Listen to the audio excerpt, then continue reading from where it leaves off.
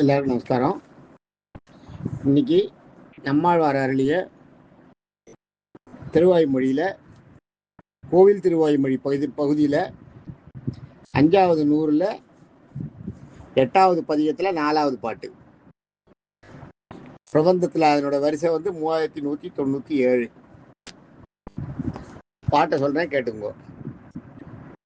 செல காண்கி பார்காணும் அளவும் செல்லும் கீர்த்தியாய் உலப்பிலானே எல்லா உலகும் உடைய ஒரு மூர்த்தி. நலத்தால் மிக்கார் குடந்தை கிடந்தார் உன்னை காண்பன் நான் அலப்பாய ஆகாயம் நோக்கி அழுவன் தொழுவனே.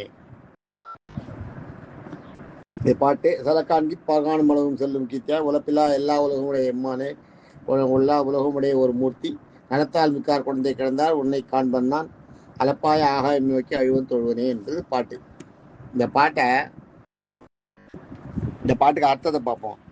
செலக்காண்கி பார்கான், செலக்காண்கி பார், செலக்காண்கி பார்காணும் அளவும். செலக்காண்கி மனசு சொல்லுது இல்லையா, மனசால சொல்றது. செலக்காண்கி பார்காணும் அளவும், எவ்வளவு தூரம் உங்களால் முடியுமோ, எவ்வளவு தூரம் உங்களால் பார்க்க முடியும், அவ்வளவு தூரமும் பார்காணும் அளவும் செல்லும் கீர்த்தியாய். அதையும் தாண்டி நீ நிற்கிற. செல்லும் கீர்த்தியாய், நீ உன்னால் பார்க்குற அளவையும் உன்னால் போக முடிஞ்சதுன்னா அதை தாண்டி நீ நின்னாதான் உன்னை முன்னாடி வச்சு நாங்கள் பார்க்க முடியும் இல்லையா. அதனால் எங்களுடைய பார்வைக்கு எட்டிக்கு அப்பால் நிற்கிற.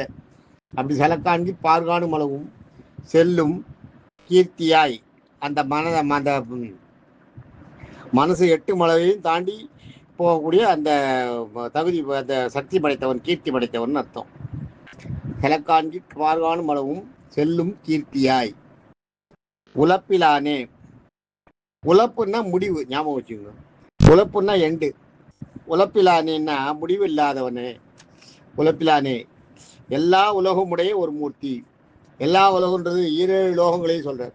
7 லோகங்களையும் தன்னிடத்தை கொண்டுள்ள ஒரே மூர்த்தியாய் விளங்குகின்ற பெருமாளேன்னு அர்த்தம். எல்லா உலகமுடைய ஒரு மூர்த்தி, அதான் எல்லா உலகமுடைய ஒரு மூர்த்தி. நம்ம அடுத்தது என்ன? நலத்தால் மிக்கார். நலம்ன்றது இந்த இடத்துல பக்தி, ஞாபகம் வச்சுக்கோ.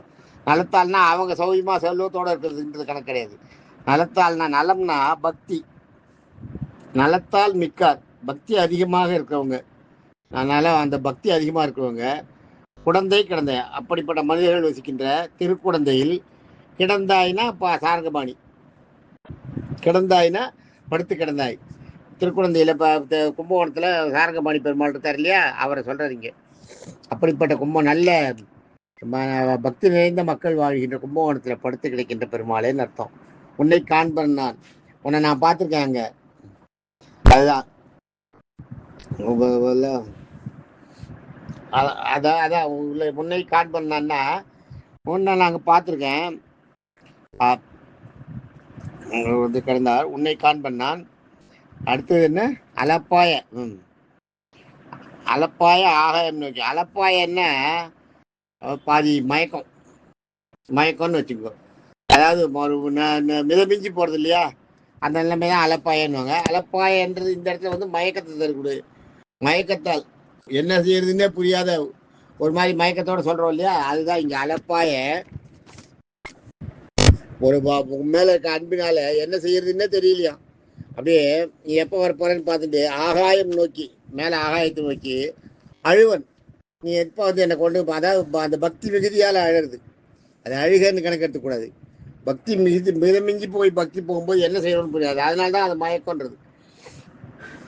உயர்ந்த பக்தி அது அழுவன்றது. அதுக்கு பேர் சான்ஸ்கிரிட்ல உபாச தியானம்னுவாங்க. உபவாச தியானன்றது பட்னியோட இருக்கிறது.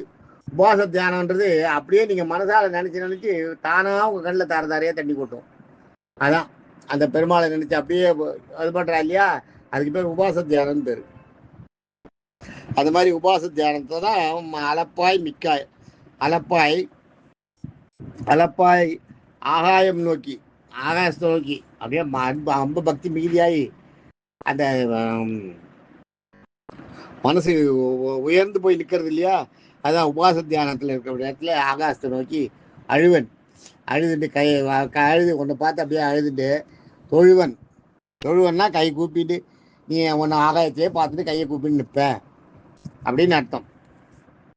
அதுதான் இது இல்லை. நம்ம சாதாரணமாக ஒரு மனிதர்களுக்கு திருப்பி எதுவும் செய்ய முடியலன்னா அவளை கைகூப்பி சேவிப்போம். அதுதான் பண்ண முடியும் இல்லையா? அவள் இருக்கிற அவளை பார்த்து கை கூப்போம். அவள் இல்லைன்னா அவள் இருக்கிற திசையை நோக்கி கை கூப்பி சேவிப்போம். அதுதான். அதைத்தான் இந்த இடத்துல வந்து ரொம்ப அழகாக சொல்லுவேன். அளப்பாய ஆகாயம் நோக்கி அழுவன் தொழுவனே.